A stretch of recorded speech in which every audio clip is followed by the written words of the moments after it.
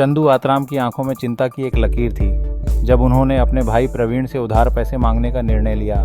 परिवार की स्थिति कुछ अच्छी नहीं थी और आर्थिक तंगी ने उनके सपनों की उड़ान को रोक रखा था। चंदू ने अपने ख्वाबों को पलटते हुए सोचा, क्या प्रवीण मेरी मदद कर पाएगा? और इसी तरह उन्होंने दिल में एक उम्मीद की किरण बुनते हुए प्रवीण का दरवाज़ा खटखटाया। प्रवीण, जो हमेशा से अपने छोटे भाई का सगा था, एक जिम्मेदार और समझदार इंसान था।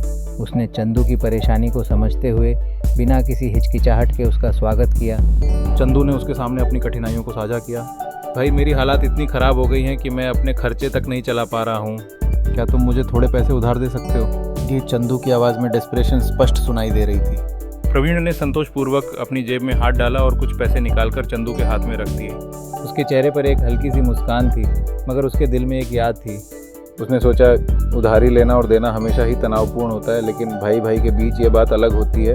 क्योंकि प्रवीण जानता था कि चंदू उसे लौटाएगा, उसने अपनी जिम्मेदारी निभाने में कोई कसर नहीं छोड़ी। जब चंदू ने पैसे लिए तो उनके बीच एक नया बंधन और मजबूत हो गया। ये सिर्फ पैसे का लेन देन नहीं था, बल्कि भाईचारे का एक मजबूत रिश्ता था। चंदू ने प्रवीण से वादा किया कि वह जल्द ही पैसे लौटाएगा और उसकी आंखों में एक नई ऊर्जा थी।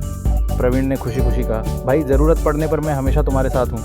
और यह एक पल ऐसा था जब दोनों भाइयों के बीच के संबंध और गहरे हो गए। इस घटना ने चंदू को यह सिखाया कि हमें हमारी ज़रूरतें पूरी करने के लिए अपने प्रियजनों पर भरोसा करना चाहिए। जीवन में परिस्थितियाँ कभी कभी कठिन हो जाती हैं, लेकिन भाई भाई का प्यार हमेशा सबसे बड़ा सहारा बनता है।